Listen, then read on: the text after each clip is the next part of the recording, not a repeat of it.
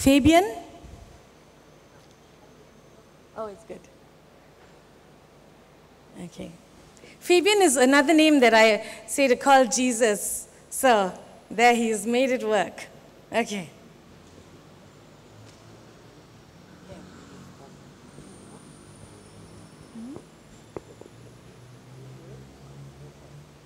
Oh, the sound. I'll give you the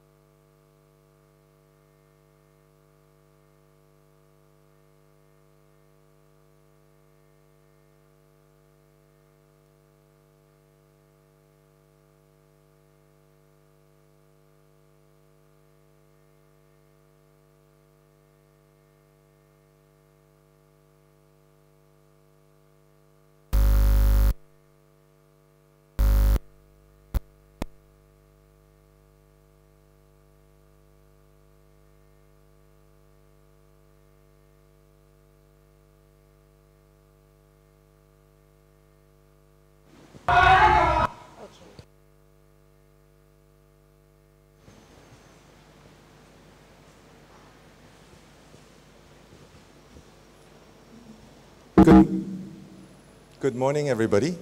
Can you hear me in the back? This is my first time giving a talk at a Catholic church event, and you are very patient. It's the first thing I've noticed.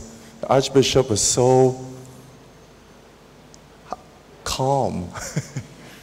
Every now and then, I like to look for the Jesuits in the retreats and go for some silent retreats.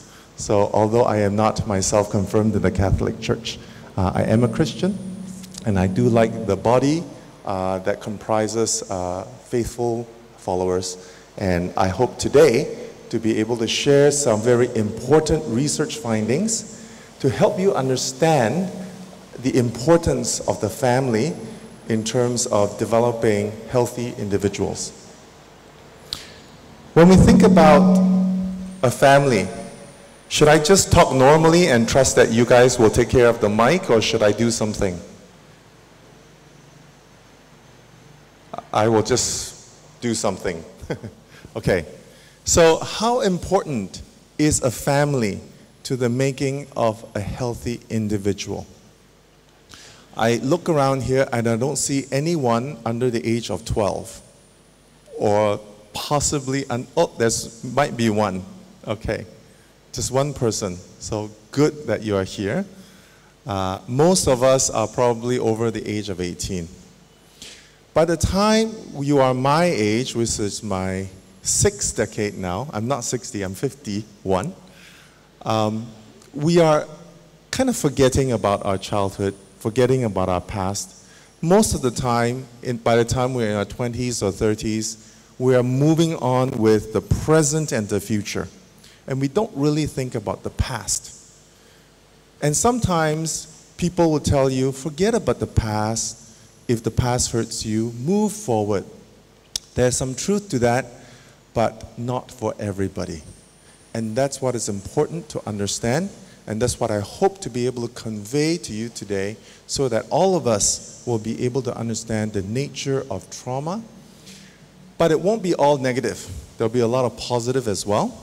And then we will get there once we have understood how the negative has a lifelong impact on us. The negative childhood experiences will impact us. Everybody grows up somewhere. Whether your family is biological or even adopted or orphaned, you still have a family.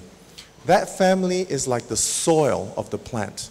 A plant grows in a soil. The soil, if it's a good soil, the plant will grow up well and bear a lot of good fruit. If the plant grows up in bad soil, sometimes the plant is withered or the plant could even die. I'd like you to think about the family like the soil for the individual. So I want to talk about a very large and important study that has come about in recent years. It's ACEs. And when I talk about ACEs, I don't mean straight A's in school. I mean adverse childhood experiences. Adverse means negative, painful. This was a large study that began and continues to be studied in the US, and data was collected from 1995 to 1997 with more than 17,000 people. You can imagine this room cannot take 17,000 people. Of the sample that was collected, it was roughly equal in gender, male and female. It was predominantly a Caucasian sample, and surprisingly, 3/4 or more attended college and had good jobs. So this was a sample of people drawn from a medical system of sort of a private, semi-funded healthcare.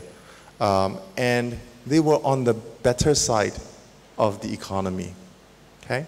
And the average age, although there was a span between 20 up to, I think, almost 70s, if I'm not mistaken, average age was 57 years old.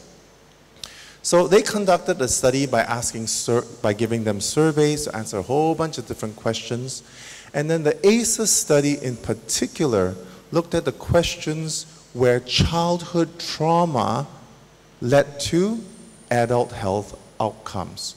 So what your upbringing in childhood can lead to outcomes by the time you are in your 50s. Can you imagine? 4 or 5 decades of experience leading to your adulthood. So a very, very important study. And now it's being replicated all over the world. Malaysia has not done it yet. My esteemed professor colleague Nicole Chan might be the first to do the ACEs study at her university. What I want to do now is to take 2 minutes for you to take from your pack a handout. On the top right hand, you have a funny little logo that says Rekindle.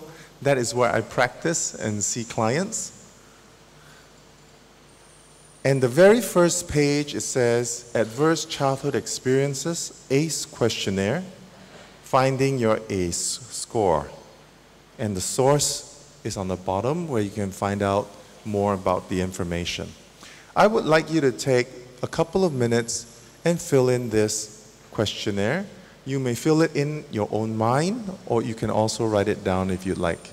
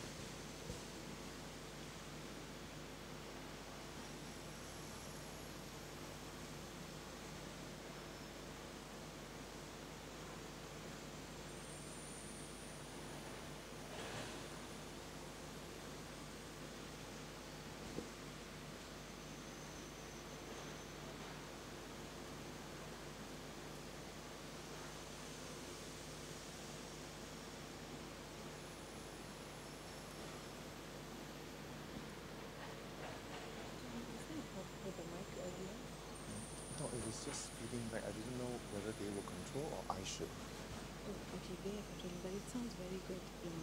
Don't worry about it, huh? Okay. This Mac has live questions from people watching the live Okay. feed. So you can just answer them later at the Q&A. Do I answer them just by talking normally, as if they're watching? Yes, they are watching.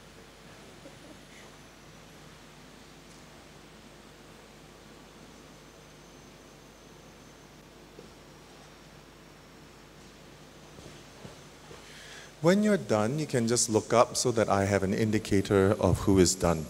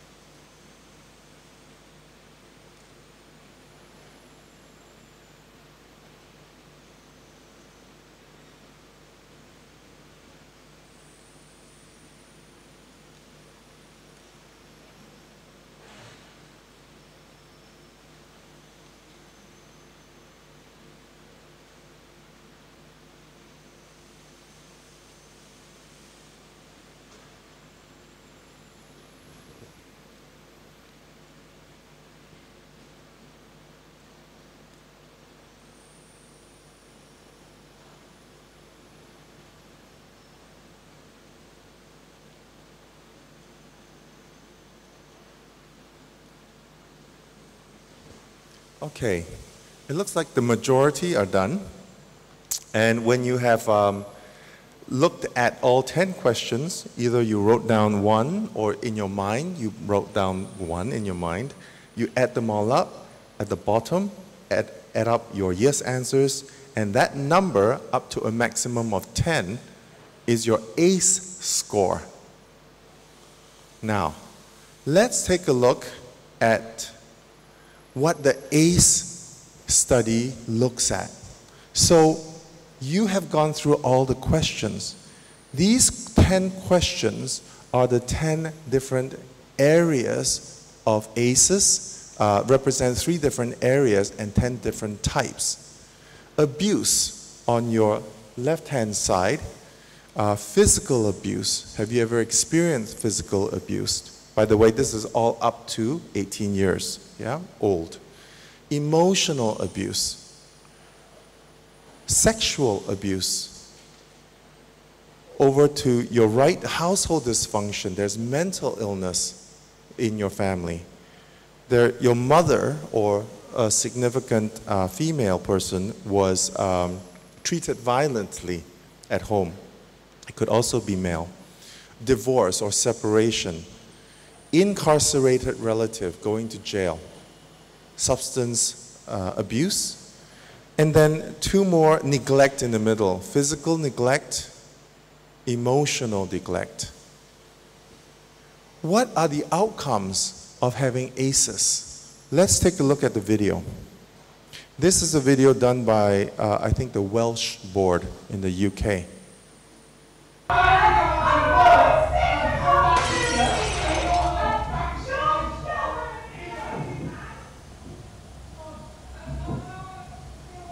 My parents don't understand.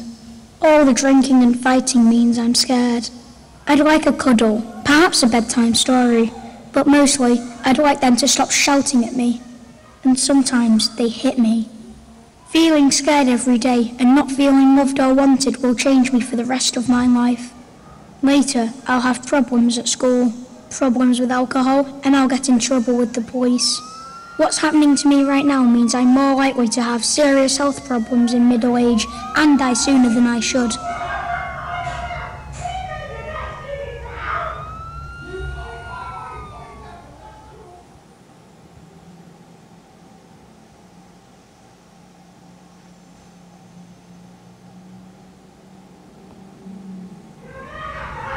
Doctors say my life is full of adverse childhood experiences, or ACEs. But in my world, this means I see my dad hitting my mum. Dad's got a drinking problem, and mum's always crying, even with the tablets. I am always being shouted at and hit. After the booze and fags, there's not a lot of money for toys or clothes, or even food. I'm getting used to being scared all the time. Now I'm just angry. The doctors say things are changing inside me. My brain isn't learning how to control my feelings properly. My body can't relax like those kids who don't have ACEs, so my body won't be able to repair itself properly when I get older, making it more likely I'll get cancer or heart disease as an adult. It hurts when my parents hit me, but the real damage is hidden, and that damage will be with me for life.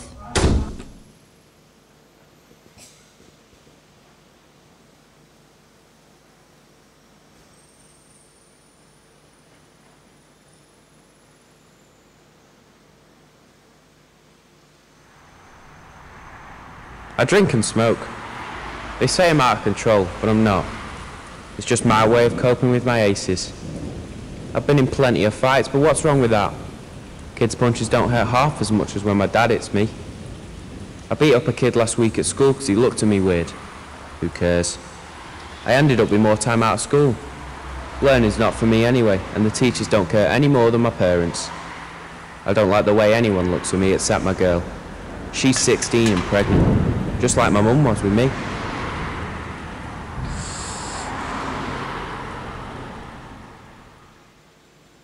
So this is where I've ended up. I've got diabetes and cancer's probably on the way. I know these kill you, but I couldn't do without them. I've never had a proper job and I've spent time inside. I hate my kids, I hit their mum too, until she left, so my kids have grown up with aces. And now my daughter had her first kid. She's 16. The course of my life was set in the wrong direction a long time ago. I know where I'm heading, and sadly I know where my kids are heading too.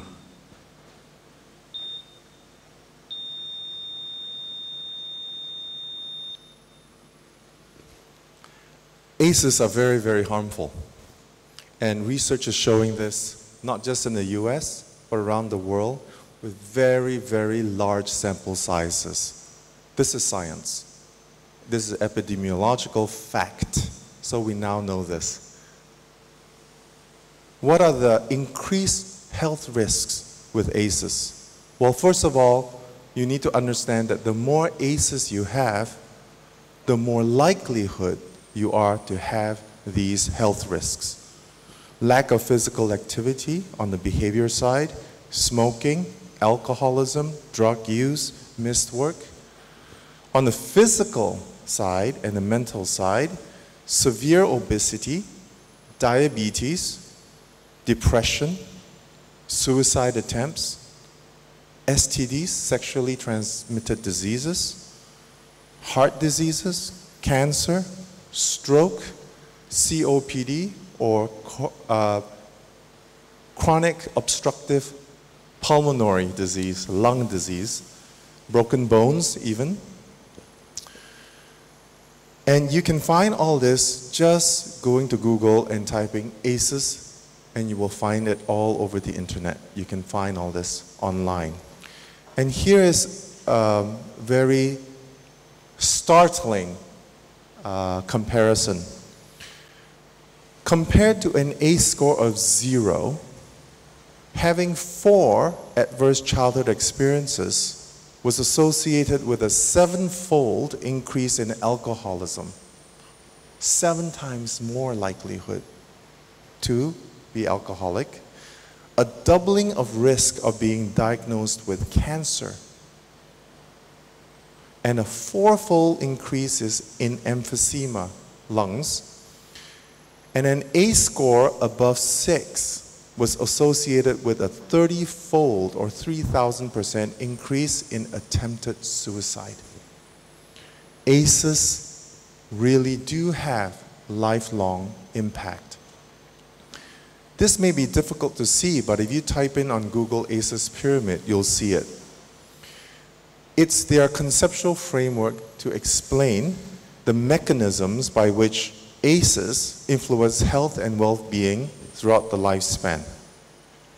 So you can see here, from conception all the way to death, early childhood, adverse childhood experiences will lead to disrupted neurodevelopment.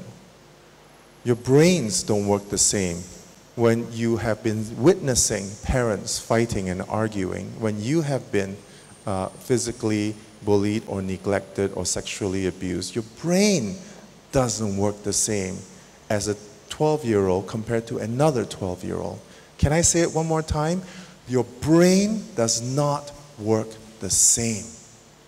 So for us to look at a child that's behaving in an unruly, naughty manner, we don't see that their brains are damaged.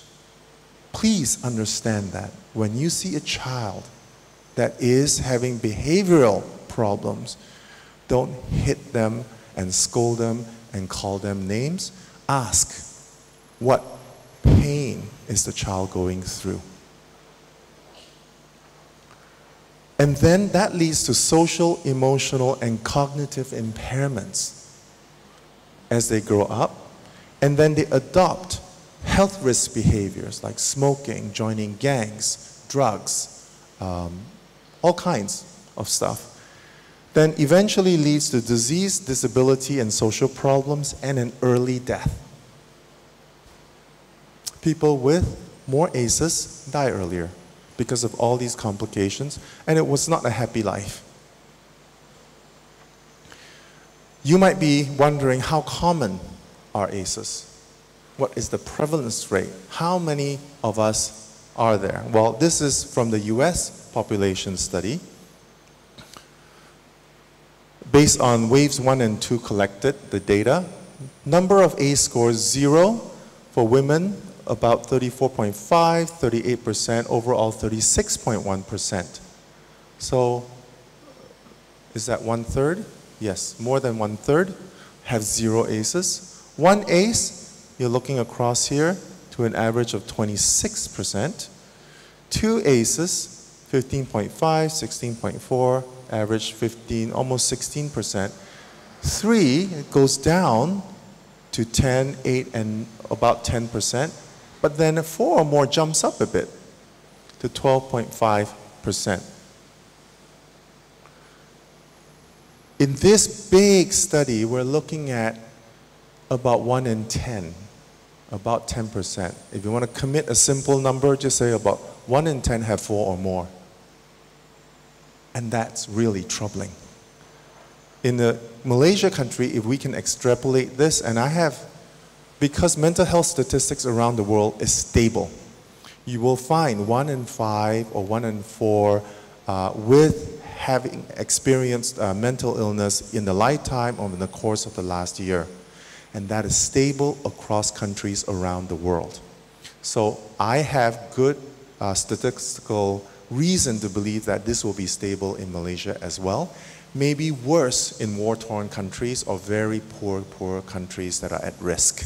Not poor countries like Bhutan that are happy. That's different. They're rich in other ways. So what about Malaysia? Well, I'm pulling out a lot of statistics from the statistics department, and I couldn't find anything really good. So I had to look around in research studies here and there. The most recent divorce statistic I could find is this one in a study. By the end of this year, early next year, we should have the new marriage divorce rates for Malaysia starting next year, early next year. But you can see that the trend from 1995 to 2010 is a rising one, higher for Muslims, a bit lower for non-Muslims, but we're looking at 15% and maybe higher, and 20% and maybe higher. So the divorce rate is one indicator that things are not well at home. Yeah, not all divorces are acrimonious or nasty.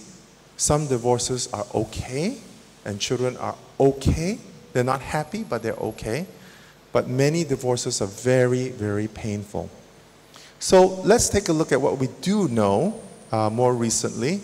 This is based on the National Health and Morbidity Survey 2017 for Malaysia, looking at 13 to 17-year-olds, 30,496 students all around Malaysia, shows that 1 in 5 reported being depressed, 2 in 5 reported being anxious, 1 in 10 reported being stressed, and this is the spread in terms of male and female.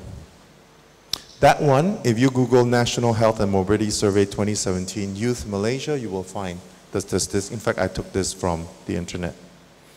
And a spread across the states, you can see depression, which is this color, this one here, this color, anxiety, which is gray, and stress, which is this one, the orange one. It's fairly even, except with it being a slightly elevated in Sabah. So statistically, we look at this, we say that's pretty even across. Sounds pretty bad. Who would say, this is okay? Who would say, this is bad? Yeah, those of you who raise your hands higher, it is bad. All you need is one child to help, and you will see how much time and resource it takes just to help one child, right? But it's not all bad. Let's go here.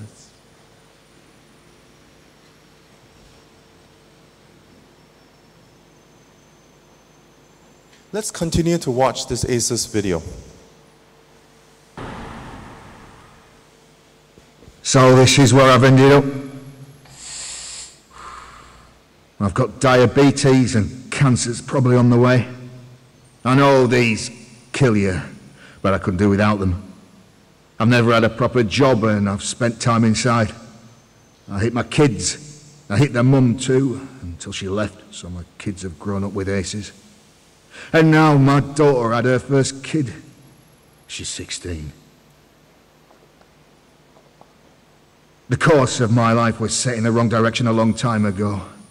I know where I'm heading, and sadly I know where my kids are heading too.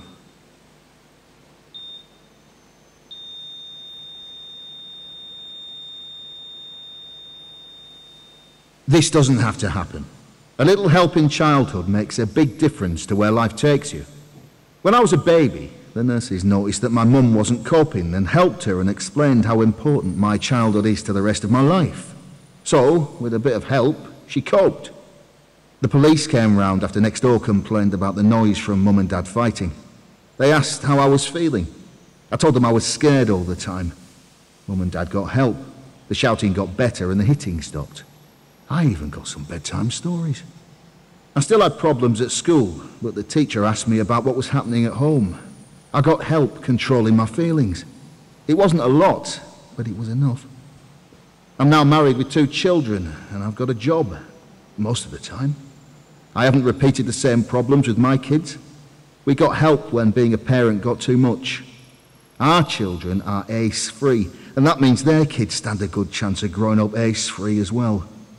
Almost half the people in England and Wales experienced 1 ace as a child, and 1 in 10 of us suffered 4 or more aces.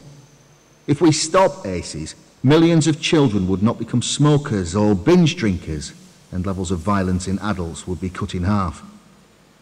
Fewer aces in childhood also means fewer adults developing diseases like cancer, heart disease, and diabetes in middle age. We all need to be ace aware. Are you? Doctors, police, nurses, teachers, firefighters, and most importantly, parents. The more you know about aces, the more you can help stop children growing up with aces in their lives. And for those of you who have already suffered aces, the more you know, the more you can help yourself and others who have suffered aces cope.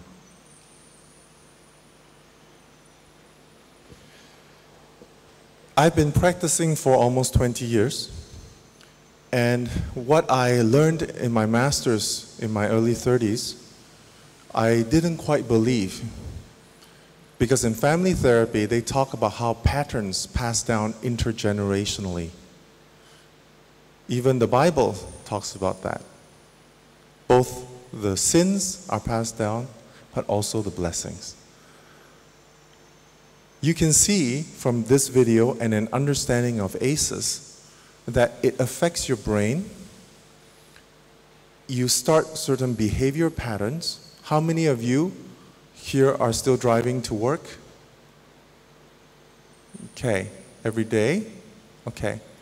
Can you imagine if I ask you to take a different route to work, a very completely new route? How would you like that? Who says I would love that? one very adventurous person. But the point here is we are creatures of habit. That's right. And once the behavior sets in, even if it's unhealthy behavior, we continue. And what we're used to in childhood, we continue into adulthood. And our brains no longer work the same like the healthy people with no ACEs. So it takes a lot of effort to be able to correct it and move into a healthy direction. Families are crucial in the development of individual health. There are a lot of social media talking about how you can take charge of your life and change your situation and all that. That is fantastic. If you can do it, you probably have 2 or less ACEs, or maybe 3 or less. But for those who have 4 or more, it's almost impossible. They need help. There is hope. And researchers are now studying something called resilience. How many of you, if I asked you to define what resilience means, believe you can do it with a microphone? No brave soul today. Then I'll do it. Resilience is the ability to bounce back from adversity. It's a characteristic researchers are interested. Some people, although they have ACEs, they seem to bounce back. Why is that? You hear stories of such and such going through terrible, terrible childhood, and now they have become an incredibly wonderful priest, for instance, or nun, or something like that. How did it happen? Well, resilience is what researchers are looking at. And on your last page of your handout, there's a whole list that Mark Rains and Kate McClin, who are psychotherapists, created a list. When I was little, other people helped my mother and father take care of me, and they seemed to love me. I've heard that when I was an infant, somebody in my family enjoyed playing with me, and I enjoyed it too. When I was a child, there were relatives in my family who made me feel better if I was scared or worried. When I was a child, neighbors or my friends' parents seemed to like me. When I was a child, teachers, coaches, youth leaders, or ministers were there to help me. Someone in my family cared about how I was doing in school. My family, neighbors, and friends talked often about making our lives better. We had rules in our house and were expected to keep them. That's right. Caring means having rules. Isn't that interesting? When I felt really bad, I could almost always find someone I trusted to talk to. As a youth, people noticed that I was capable and could get things done. Someone believed in me. That's what that is saying. Someone trusted. And I was independent and a go-getter. Lastly, I believe that life is what you make of it, which is an attitude that I can make a difference. So, resilience, these are 14 protective factors that can help people, children, to bounce back. Well, you say to me, I'm already 40. Is it too late for me? I'm 40 and I have 4 or more ACEs. What can I do? Is it too late? No, it's not too late. We have something called therapy. And therapy has marvelously been studied and researched with strong scientific outcome studies to show that therapy works. Therapy works for individuals, therapy works for couples, therapy works for families, and it works the best when clients take ownership. Let's talk about how therapy works. Now, in order for you not to be completely bored, in the second page, you can follow along and fill in some notes that you can also take home. What is therapy about? That's the first question I ask all clients when they come to see me for an intake. I will get different kinds of answers. Some will say, oh, therapy is to get insight. Some will say, I don't know, I came here, you're supposed to tell me. Some will say, couples, give and take. Some will say, therapy is about me getting your help to make me better. Me getting your help to make me better. All of those have some truth in it, but I want to make sure that you fully understand what therapy is about and how it works.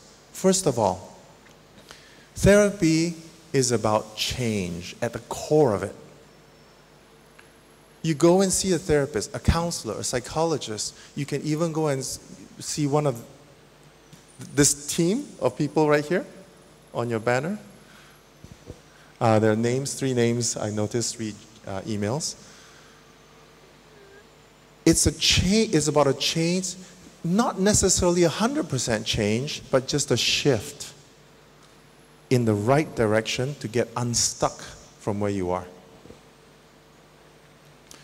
A little bit of insight could then help you get unstuck. Or maybe you need something more serious like trauma therapy. I had one client who came in. How do I describe her lovingly? A very challenged woman in a marital relationship. And when I understood their marital dynamics, when I asked more background and history, this poor lady was severely, severely abused as a child from a different country, not in Malaysia, but had married and moved here. It took about 26 sessions of deep trauma work to get her to a very different place. And if you ever met her today, she is my biggest proponent. She'll tell everybody about Dr. Johnben Loy. Everybody has to see Dr. Johnben Loy. That's a little too intense. No, that's not true. But she is so grateful for the change that she's experienced through something called EMDR, eye movement desensitization and reprocessing. Some of us here are trained in it. It's a tool that works. She's so happy with it. She attributes it to me, maybe a little bit, but mostly it's the method that works well to help change. Very important to understand the therapist can't change us. We need to change ourselves, or at least we need to be willing to change ourselves. Somebody once said this very nicely. As a therapist, I am the railing. You can lean on me, but you still have to climb the stairs. I cannot climb the stairs for you, but you can lean on me. Ownership of change is incredibly important. A trained professional will offer you different perspectives to open up our blind spots. When I say different, I mean not necessarily good or bad, because not all of us go and see a therapist because of our ACEs. Some of us go in because we are stuck in other situations, because we are living with someone who has a lot of ACEs, and we don't know how to deal with it. Different perspective, that's what the professionals offer you, not necessarily good or bad. Why do I emphasize different and not good?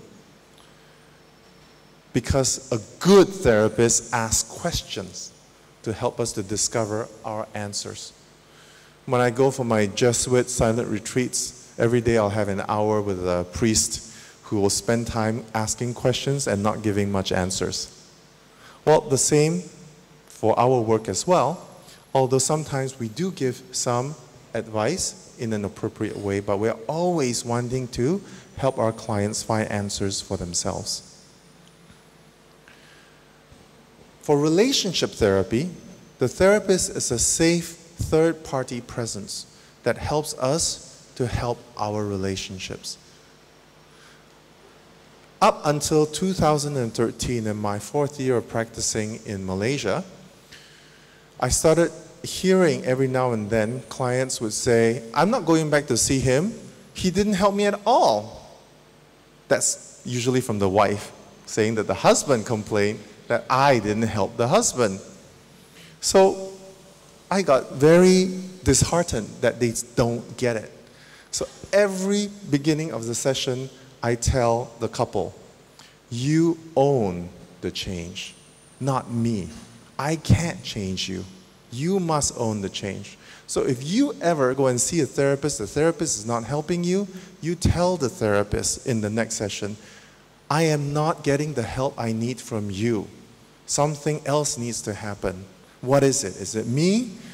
Do I need to see a different therapist? You own it. That's why you go to the therapist and you tell the therapist, these shoes don't fit me. I want to get the right size. I own these shoes. I want the right size. Ask for it. Do you understand? I tell my clients, come and tell me, complain to me if it's not working, because I can't read your mind 100%, maybe 90%. No, I'm just kidding.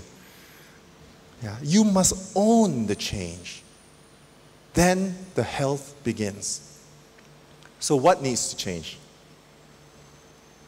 Number one, self-awareness. In therapy, the therapist helps you to begin to see your blind spots, helps you to understand what's going on for you as you see it. Another thing that needs to change is other awareness. We want to begin to understand the perspective of our partners or our family members, our child, our parents.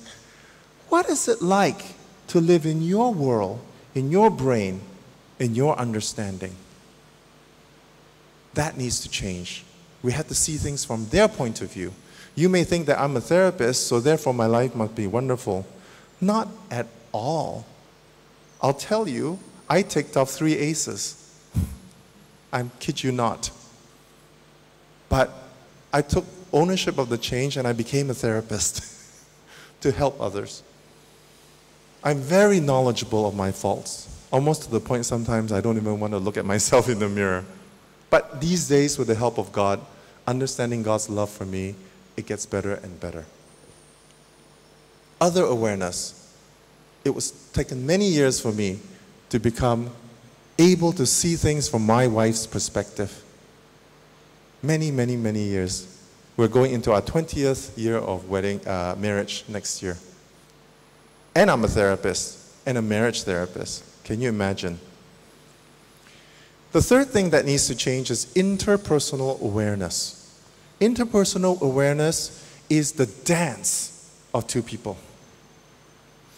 I'm aware of me and what's going on as much as I can. I really understand how you are. Now, how do we move? When I say, good morning, you're like, oh no, don't bug me again. What do you want to complain about? And you give me that face. I see that face. It triggers me to think back of my mother who neglected me. I was like, why are you ignoring me? He's like, oh no, he's going to come and pester me some more. That back and forth is the interpersonal awareness. Just like a badminton match, right? How does it work? Where's the smash going to come? Where's the drop going to come? Lob. I assume we're all Malaysians here, so we understand badminton. Okay?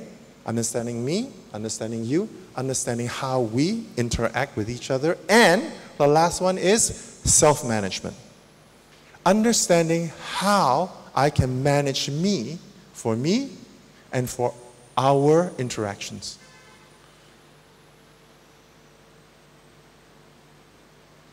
This sounds very simple, but it has taken me a long time to figure out after doing this work with many, many people. It's taken me a long time to figure it out, and then even longer to apply it.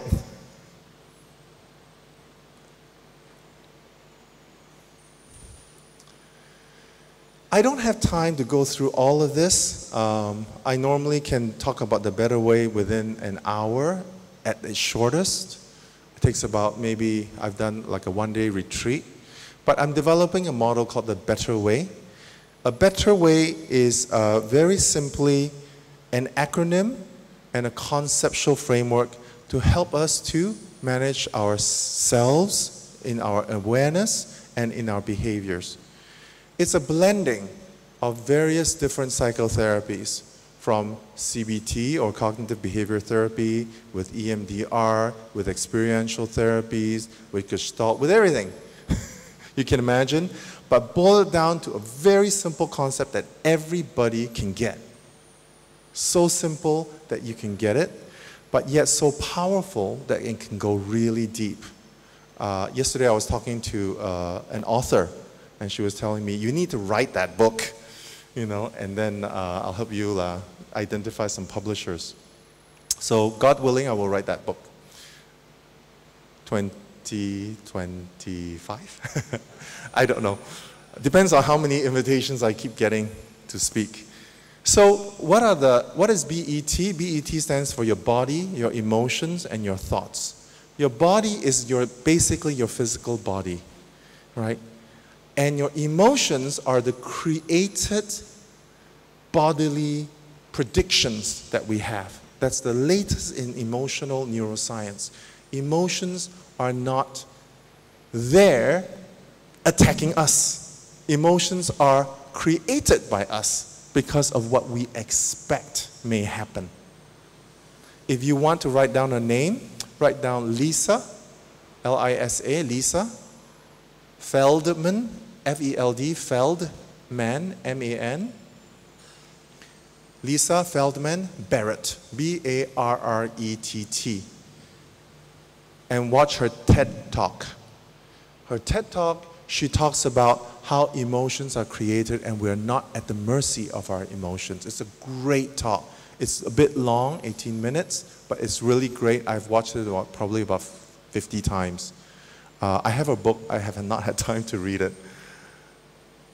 Emotions are created, and it's created from a bodily sense. If right now I ask you, where do you feel fear in your body? Who can identify, I feel fear in this part of my body? Who can say yes? Nobody. You don't know where you feel fear?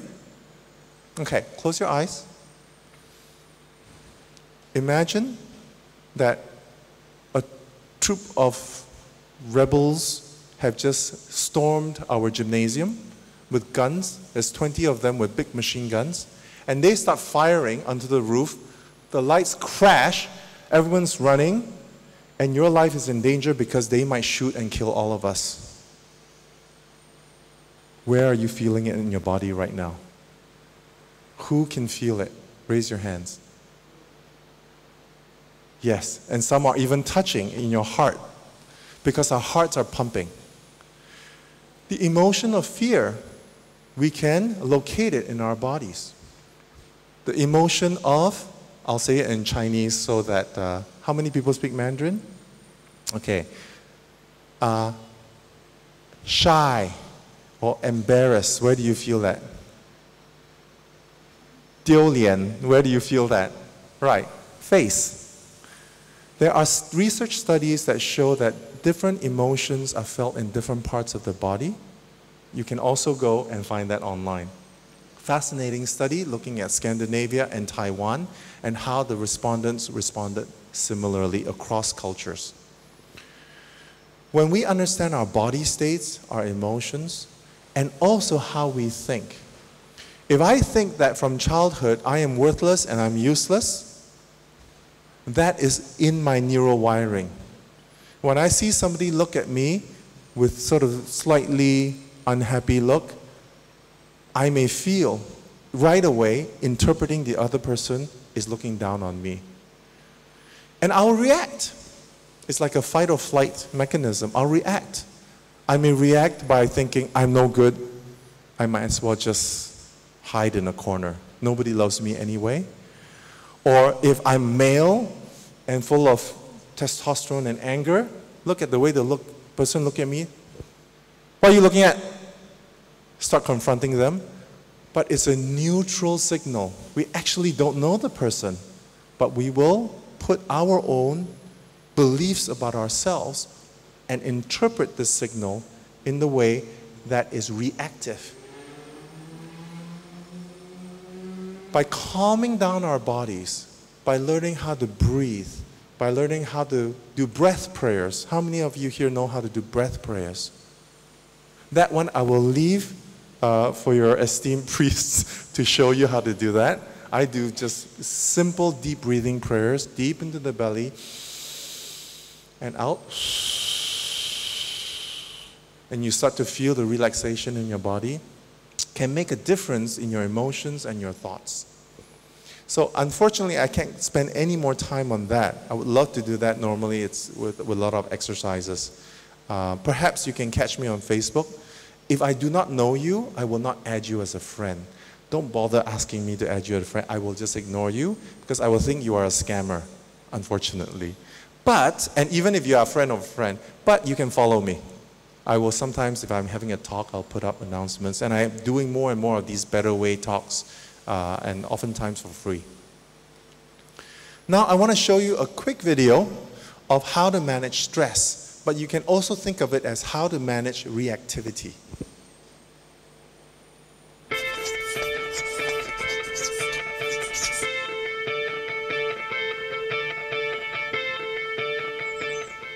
Watch this. One little piece of paper can have a remarkable effect. Stress is stressful. But if you understand a bit about what it is, you'll be better able to deal with it. First though, take a few deep breaths. In fact, do that anytime you feel stressed. It helps. Stress is a survival mechanism. When danger appears, it can get you out of trouble quickly.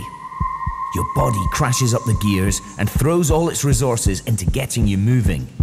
Your heart pumps furiously to increase blood pressure, glucose is sent to the muscles as a fuel injection, and you become totally focused on what psychologists call fight or flight. Thing is, this emergency state is only meant to last just long enough to get you out of danger. But here in the 21st century, we stress about different things, and for much, much longer. Your brain and body stay on red alert, and you'll be less able to think clearly, learn, or remember things. Take a few more deep breaths, because as you now know, stress is a physical reaction, and deep breathing helps to counteract its effects. So, what else can you do? Okay, top tips to reduce stress. First, get plenty of exercise. Let out all that locked up energy. Now, back to the problem. Get in control. Scope out the situation and how you're going to tackle it. Don't stress alone. Talk to someone. Socialize. And have a laugh. You can't laugh and quake with fear at the same time. Get down with nature on a big or small scale. And if your mind won't stop worrying, give it something else to do instead. Okay. We have another about 10 minutes of presentation and then question and answer. But before we do that, I'd like to give you 30 seconds to get up and just stretch. And then we'll go to the final section.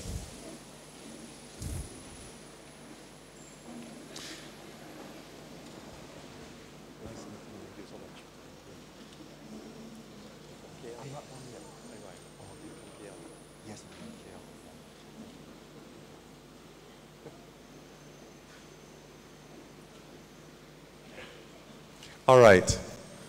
So the next section now comes back to the families. And if you have a look at your second page, you can follow through and fill in some blanks here. People ask me all the time, how do I improve in my family relationships? Well, what I'm going to give you are some ideas for people who don't have that many aces, and it's easy to implement. It may be difficult to implement if you are particularly troubled, especially if you cannot manage your emotions well. You can get a little bit of help to do that, and this still applies. First of all, time is very important. We need to spend time together as a family. And how do we spend time? Well, first of all, meal times.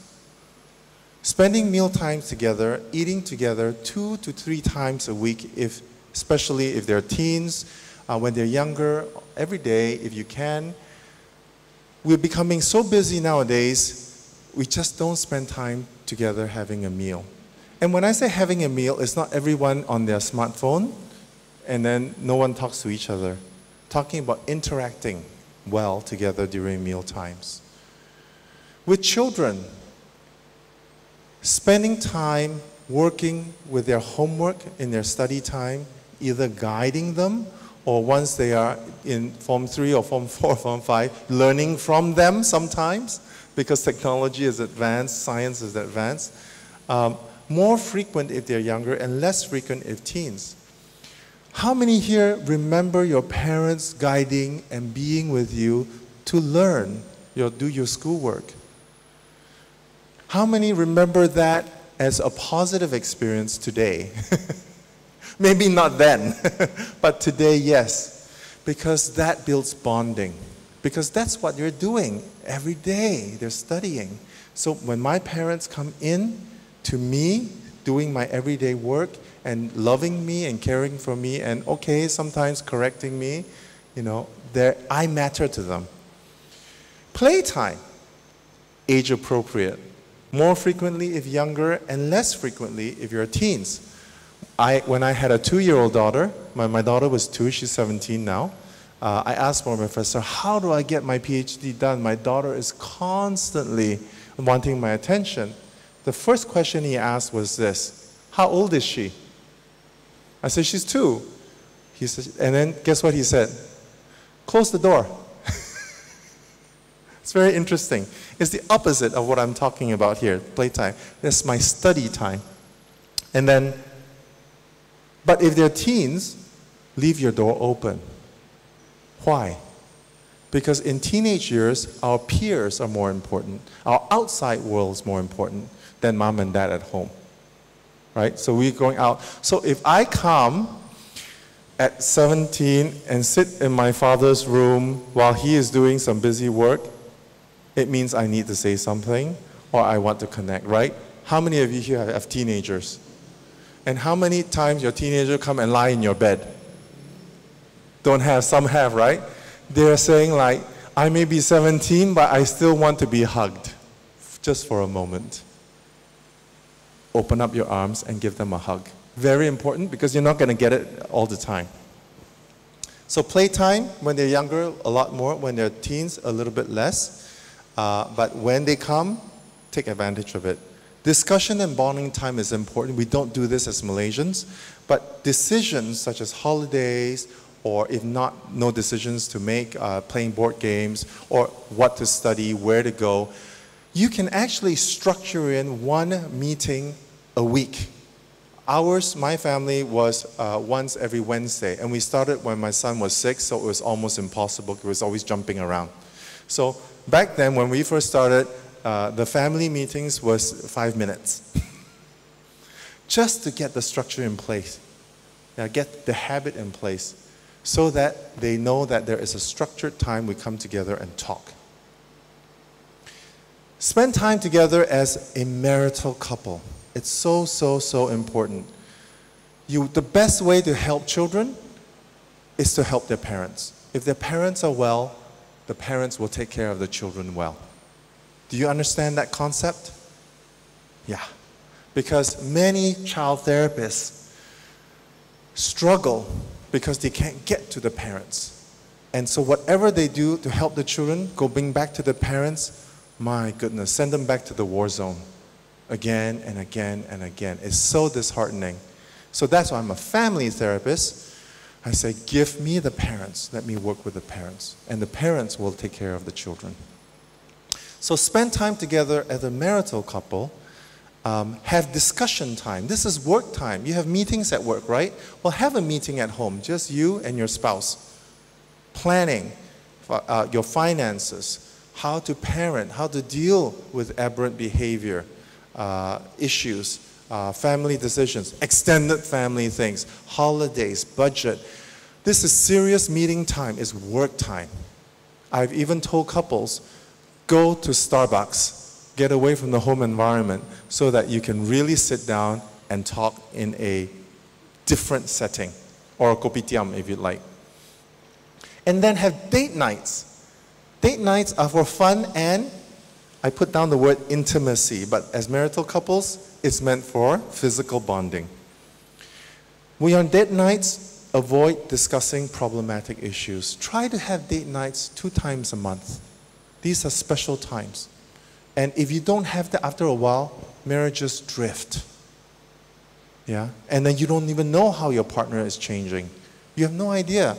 Well, 20 years ago, I already felt very distant from you, and it just got worse. Now I'm no longer in love. No love, you're like a brother to me, a roommate. I heard that many, many times. Oops. Okay. I don't know why it's not showing, but okay. It's showing on mine.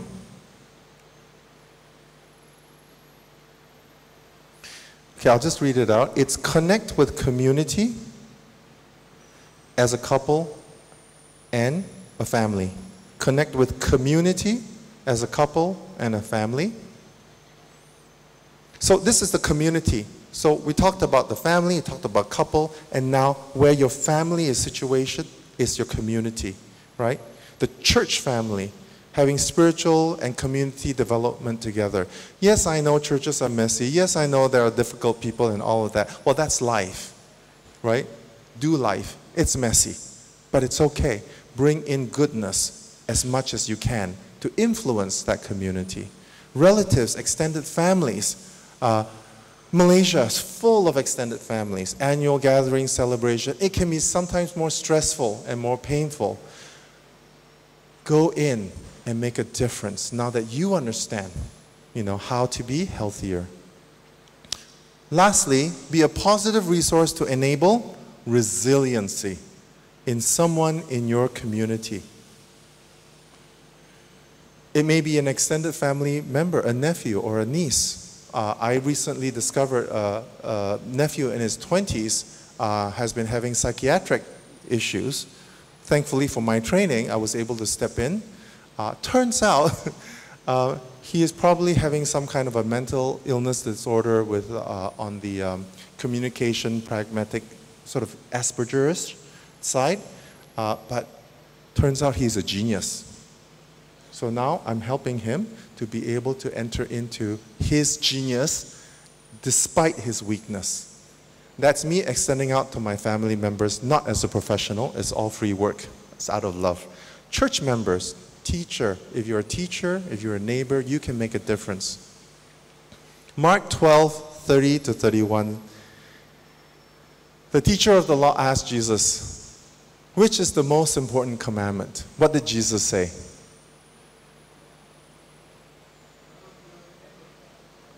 Love your neighbor is after this one. The first one is love the Lord your God with all your heart and with all your soul and with all your mind and with all your strength. With everything, love your God. That's where you get your power from. That's where you get your hope from, your energy. That's where you get your grace from. To be able to love your neighbor as yourself. As you're able to tap on to spiritual resources, heavenly resources directly from God, as you're able to learn to use prayer and intercession and spiritual direction to hear from God, to be led by God, as you get filled, you love on others. And that's how God's kingdom works. On the very bottom of your third page is a square box. It says, one thing I will start doing today to improve myself and my family life. Take 1 minute and think through. What's the one thing that you will start doing today to improve yourself and your family life? For those of you who are dedicated to the church, you can even think of that as your community family within the church community.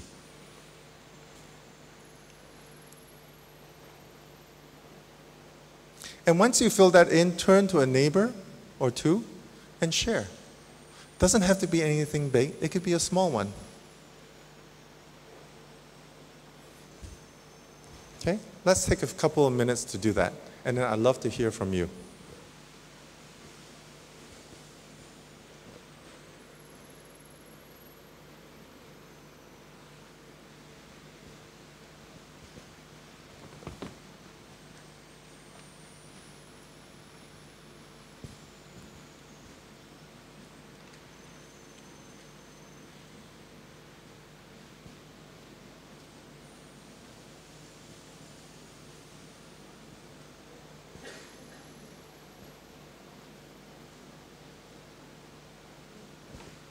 Okay, if you filled it in, turn to your neighbor and let's have a 1 minute discussion. What's the one thing you would do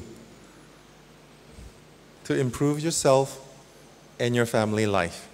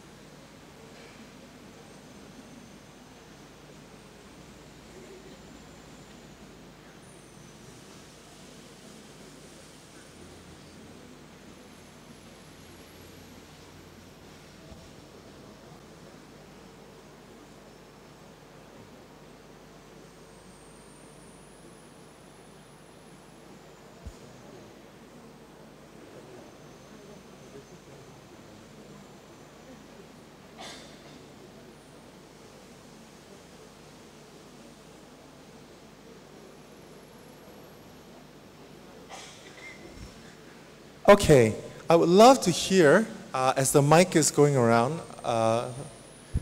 hear some examples of some small thing or maybe even a bigger thing that some of you might want to start doing today to improve yourself or your family life. Any volunteers? Just a few. Let's hear some good resolutions. Anybody? One small thing. That's one over here.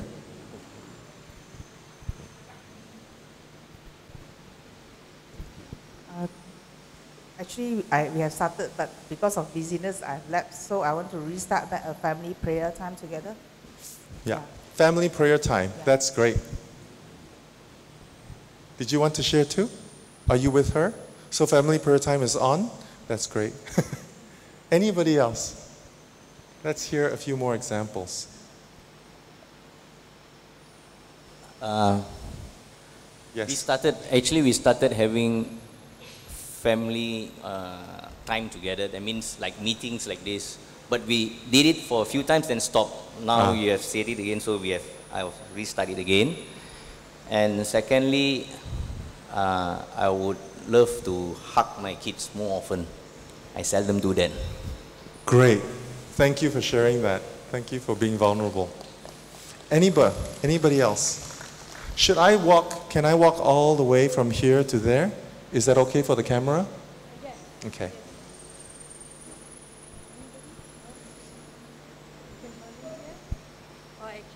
Over here.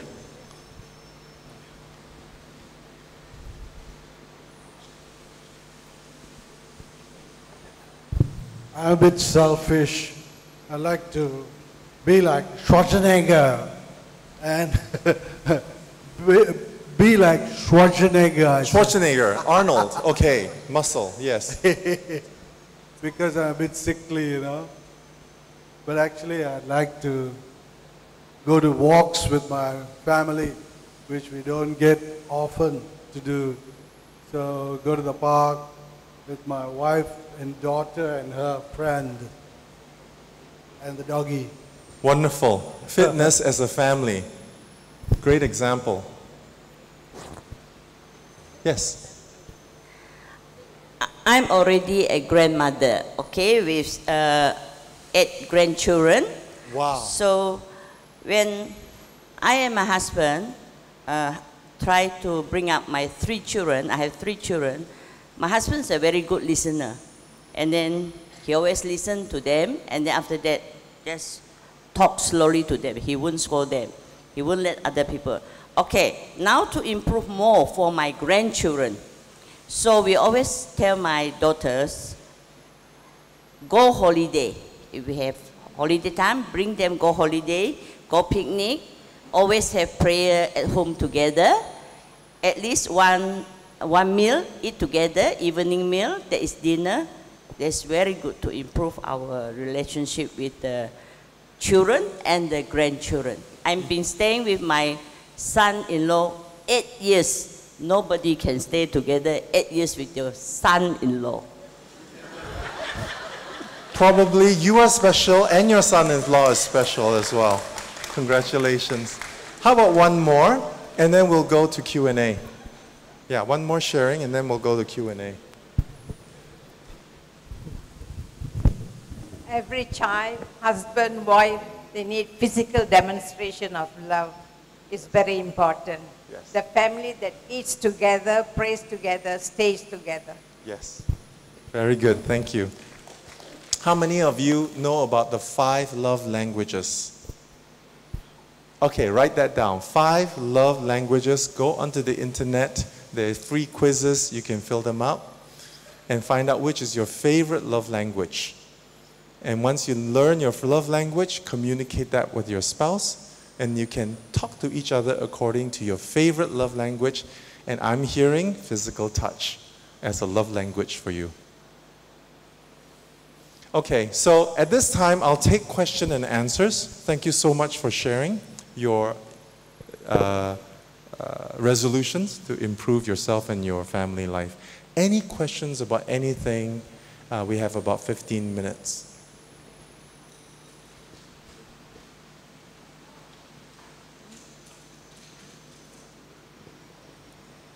I have to stand over here because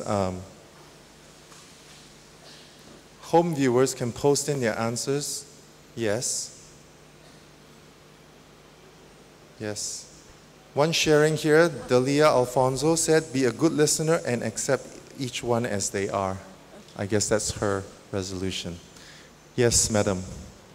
Yes, I would like to ask you, teenagers, last time I'm a retired teacher, so when from the teenagers' behavior, we know that they have problems at home, right? Okay, I am now babysitting my grandson. He is 2.5 years old. Children under the age of 5, from their behavior, can we conclude and say there are problems at home? Sometimes the child gets moody for no reason, you know? So can you enlighten us on this? Because many of us are grandparents here, yes, and we are trying our best to babysit them instead of putting them with babysitters. Thank you. Okay. So grandparents, when you see your grandchildren, when you're babysitting them, having questionable behaviors, let's say, can you conclude that there's something wrong with the family? So I'll answer you this way. I don't think it's so important for us to assess and diagnose our grandchildren. So that's not really what we really want to do. What we really want to do is to make sure that our grandchildren are okay. And if we wonder if they're not okay, then the first thing I want to ask as a grandparent, I'm not yet, but is how is my relationship with my child, the parent? Is it good enough that I can talk to my child to figure out what's going on for the grandchild? You see the relationship? I may be babysitting, but what's going on? My grandchild is acting funny or very difficult to deal with. If I'm having trouble talking to my child about their child, I want to get some help here. And I can always ask for help and say, you know, maybe to help your child, we need to talk first and figure out what's going on. So that's the first step I take, right? I know it sounds a bit different way of thinking, but it comes back to what can I do? Ownership of change is about me. I'm concerned for my grandchild. It's your child. I want to respect that. I don't want to cut you off and take care of grandchild. I can't do that. What can I do? I can at the very least try to help the parents. I don't know if that's helpful. Is that a helpful way to think? It's a different way to think. Yeah? Okay.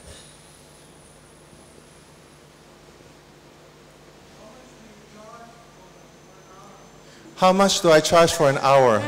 My goodness. Call my office. And then please come to my Facebook and curse me. Pardon?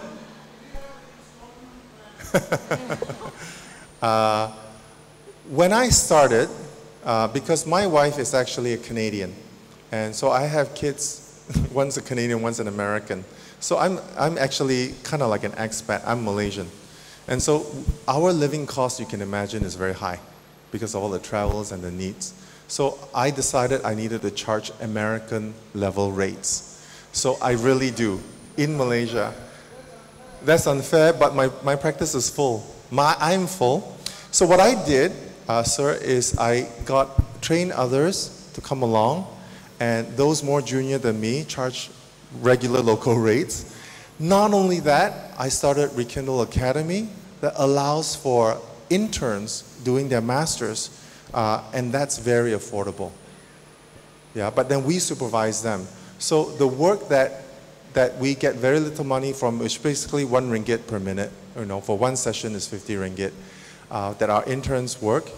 They record all the sessions. We supervise them, right? And then we raise up more clinicians in that way. I can't charge less. So what I do is I charge quite high. I think industry rate, would you say I'm one of the highest? Or the highest? She says the highest, the most expensive. And my rates are low in clinical terms. When I do corporate work, it's double. Because I do executive corporate work as well. For church work, I never ask for money.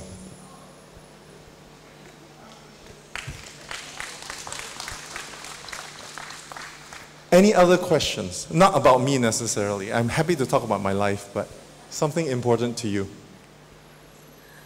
Dr. John, I know that some of us here have questions, and it may not be for ourselves, but it may be for people we know, our families, our friends. And so when you do ask those questions, keep their privacy confidential, but ask the question that you need. And one question that's coming from myself is, how do parents or grandparents address a child with excessive anger? What's the first way in? Okay. This is gonna maybe surprise you because you think I'm a therapist. How much sleep has the child had? That's the first question. What is the child eating?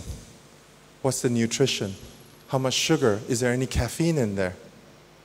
Sleep, nutrition. What's the school environment like? And then only go to the emotional, psychological. That's last. Rule out the most obvious physical things first. Teenagers coming to see me have so much problems, and then I find out, how much sleep are you getting? 4 hours a night. I can't go with 4 hours a night. You're a teenager, you need 10. How can you go with 4 hours? You need to correct your sleep. It's so important. So I help them to do that. What are you eating? Junk food. You're not getting the right nutrition. Your brain is not nourished in the right way. That's the first thing. Physically, how healthy is your lifestyle? And then, what's going on in your context, your family context and your school context. Ask questions.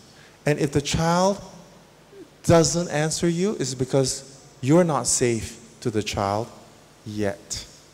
But the more safe you are, every time you come alongside, you are that auntie that cares, that made a difference in the child's life. Because repeatedly you come as a safe person, like Christ knocking on the door, knocking on the door. I'm not done yet, I'm still inviting you, knocking on the door. How are you today? I'm worried for you. I care for you. Where is it hurting? Yeah.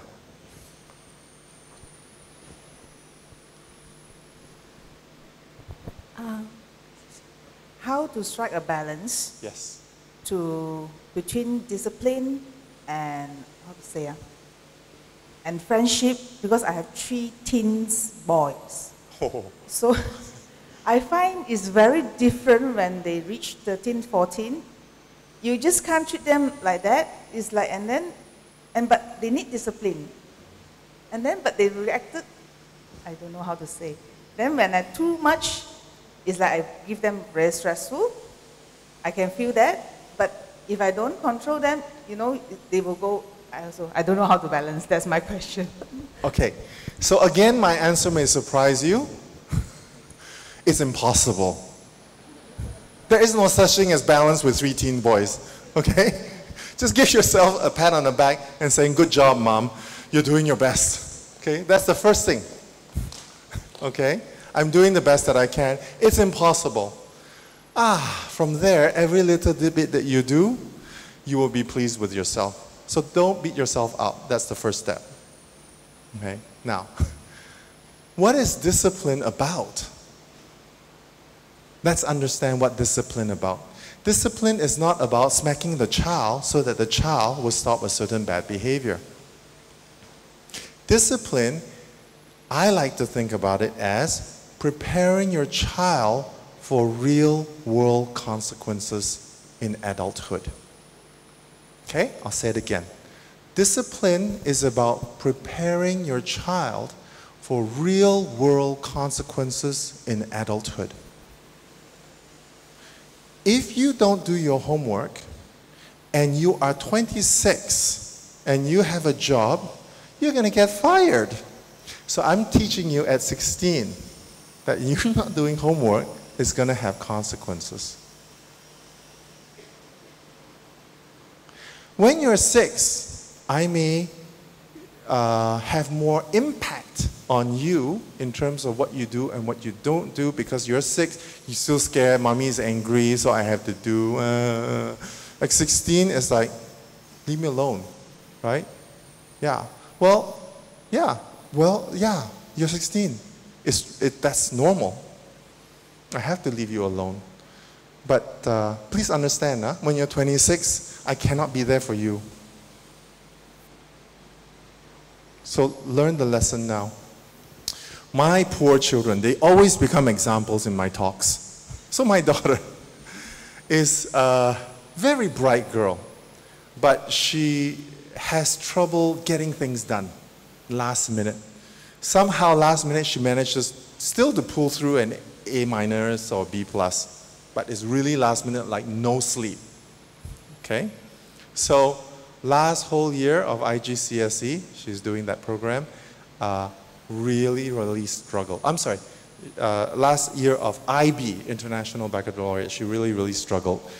And then my wife and kids are now in Singapore because they're doing their IB there. So my wife is there to let them, to oversee their cleaning, their ironing, their cooking, because at my house here, I have a helper. And then they can take the bus here, bus there. They need to have a normal life where they can learn to iron their own clothes, right? So it was to get away from my helper. I need my helper, sorry. I'm not letting go of my helper. I need her, right? So in the summertime, which was 2 months ago, what would you like to do? Would you like to stay with Papa, or would you like to go to Singapore for your summer holidays, right? Well, Papa has 5 university degrees, and was, a lecturer in university in the US, in Canada, even here. So she decided to stay with me for about a month. And in that 1 month, I never forced her to study. But I had conversations almost nightly about what's going on with her studies. Sometimes she would be really stuck because I know academics. I can help her break through different study patterns, right? This week, my wife was telling me, she's back in Singapore now, my wife was telling me, do you know that your daughter goes to bed at 9 and wakes up at 4? I said, really? It was the other way around. Before, she was going to sleep at 4 a.m. and waking up at, 2 o'clock in the morning. I never forced her. But she knew very well she has to own her change. And she, one day, will be impacted by her decisions and habits today. I just drill that in again and again. I'm like the nagging father. Well, good luck, If you're not going to university, you have to work. McDonald's is pretty good. Let's go and take a look at how they live their lives every day. And we have to let go. Looking forward to the day where they're both off doing their own things and my wife and I can actually spend the money that I earn on us. 5 more minutes. Yes? Can I just say that we have 5 minutes, so what I'd like to do is collect the questions from everyone, and then we'll see how Dr. John can, answer them together, okay? So there are 3 questions here and 2 questions there. Okay, we'll start with that side. Wow. Okay, can I start? Yes. Yeah. My question is that I find that there are a lot of couples today, husband and wife, and they are having very busy careers. And sometimes because of their work, they are working 24/7, and sometimes even one part of the partnership works overseas, and balance that with bringing up a young family. So I find that a lot of couples having that kind of struggle. Yeah. What is your advice for people who go through that struggle? Okay, pass the mic on. So can I just rephrase? Very busy and distant parents, right? just because of making ends meet, doing work, right? Okay. Doctor, I have a nephew. He's 30 years old. He can't hold a job. Just got fired. He's just so malaise. He just sleeps at home with his mom and grandmom, who are always, pestering him to get a job. And he has got all the vices. He drinks, he smokes, and God knows what else. What can you do for him? What can I help him? How can I help him? Okay. How can you help him? Yeah. I would like to ask about date nights. Mm-hmm. So we've been married for 11 years. We have 3 children. And until today, we haven't gotten our honeymoon yet, or let alone date night. So our children consume a lot of from us, mentally and physically. So sometimes we sneak in at night after put them to sleep to watch TV or have some wine. But what are your ideas about date nights, the alternative ways of date nights? Because we don't have babysitters, we don't have helpers. My family is in the other different country. So we totally are on our own. Yeah, probably there are some alternatives to have our own time in replacement of date nights out of home itself, actually. How old are they? One is 10 years old and the other 2 are twins, 4 years old. Okay. Okay.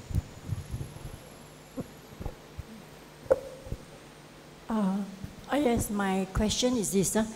My grandson is 2.5 years old. He got us worried when he made a song and dance about going to the nursery. He was not well. He stayed with us 2 days, full days. After that, he wanted to come to Kong Kong and Popo. He refused to get down from the car when the father took him to the nursery. My grandson is very pretty. He's a boy, but he's very pretty and very soft-spoken, and the maid used to disturb him. Perempuan lah, perempuan, lu bukan lelaki, So how can the grandparents and parents help the child as he grows up to prevent him from getting sexually abused? And if something bad happens to him, how are the parents to know? Okay, thank you. Very important question. Thank you for asking. I think I can handle only one more in my head. Yes. If an extended member of the family has come to confide in me, she's still a minor, so she's not of legal age yet, but she's a teenager. So she's come to say that she's had some kind of physical abuse, more of a sexual nature, happening in her family. So how would I know that that's just not a case of wanting to get attention, or that it really has happened, and what can I do? Okay, thank you. I especially appreciate the question of what can I do, because that's what my talk is really emphasizing about, is how can we make a difference. So going back to the gentleman in orange, traveling around, busy, working, and not having enough. Again, same as what I said, that's the way it is. It's tough. Breathe. That's the way it is. It's very hard, right? Try online, right? Try online Skyping. At least you are bonding and talking. It's not ideal. Whenever you can get together, you get together. And I think long term.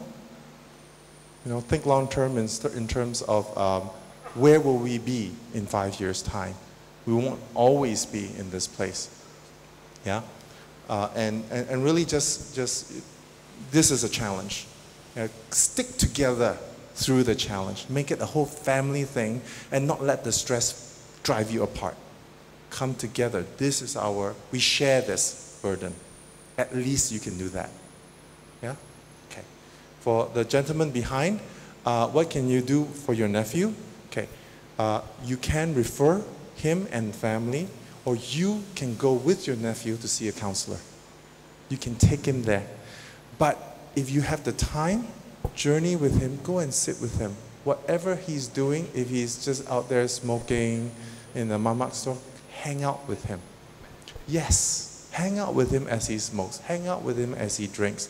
But you maintain health.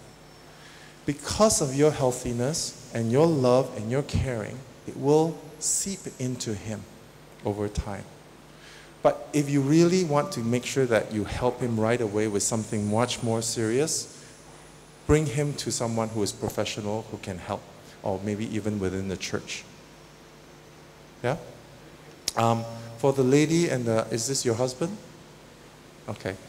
No date nights for a long time, a 10-year-old and a couple of twins, twins at 4-year-old, right? I don't know where you live, but your children are old enough that you may be able to afford a babysitter. Have you ever tried that? If you don't trust a babysitter,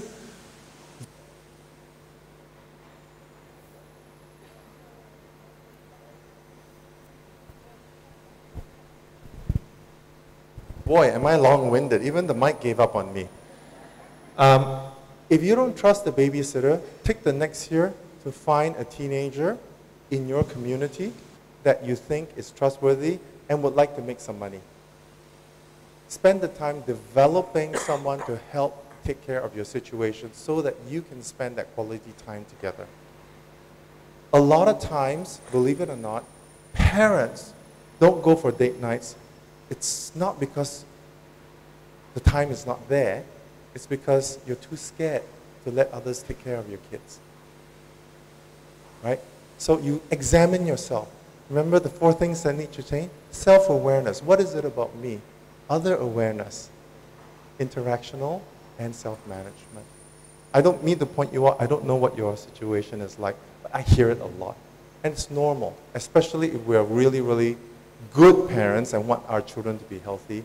But that fear may not be appropriate, depending on where you live. So I don't know where you live. Yeah. I'm done on this side, right? Number 4. Thank you for your excellent, very, very important question. 2.5 years old, being teased already by maid as very perempuan, other gendered, and not wanting to go to nursery, right? See a child psychologist.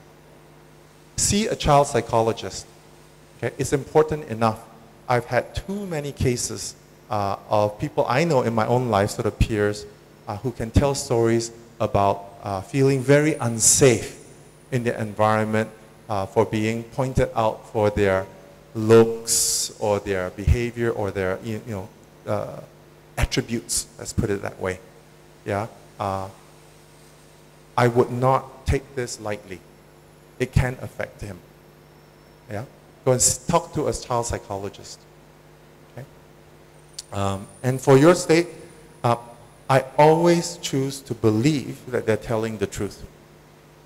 Okay? I always choose to believe that they're telling the truth without necessarily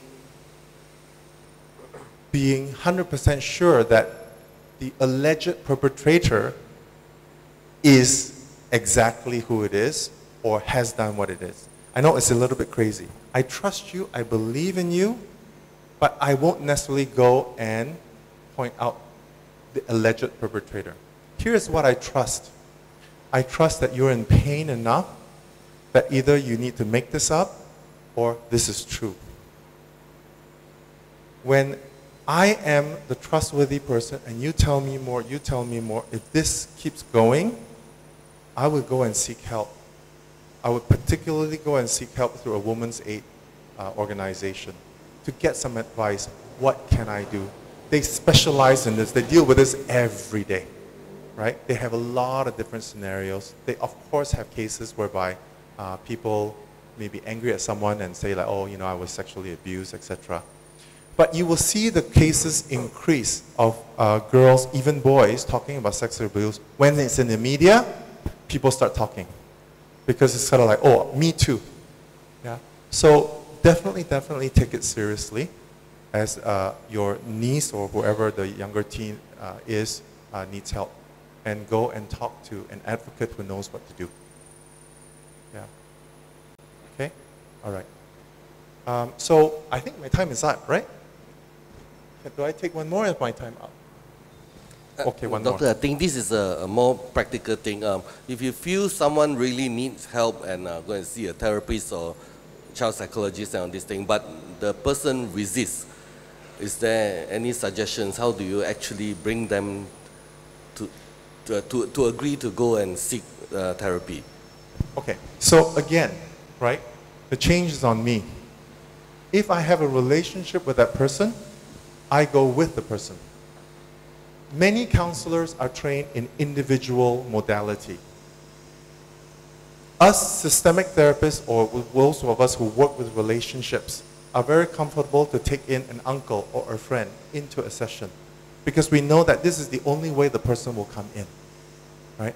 So oftentimes we get one partner calling in, my spouse don't want to come in, or my mother doesn't want to come in, or my son doesn't want to come in. How do I do it? How do I get them to get help? Or my friend said, you come in together. You say, this is my issue. Because you are close to me and I care for you, I need to come in. I need you to come with me. So yes, you really are being the difference in the person's life. It takes sacrifice, folks, yeah, to really care for people sometimes, especially people who are really struggling. But at the end of the day, sometimes we cannot help others. Think about it. The therapist is sitting here telling you that he cannot help his clients. So I still have a boundary. There's only so much I can do. I have tried. If I cannot, there's one more thing I can do. And what is it? And we say this in church, there's one more thing I can do. What is it? I can pray. Right? If you believe in God and if you believe in the power of God to hear prayers and to answer prayers, seek God. That's how my wife has won me over. She started doing lots of prayers and intercessions, and one day I woke up and said, what happened? Suddenly I feel this new love for you. I've been praying. Which day? Which day? So I'll conclude here. Yeah. Okay. So thank you very much.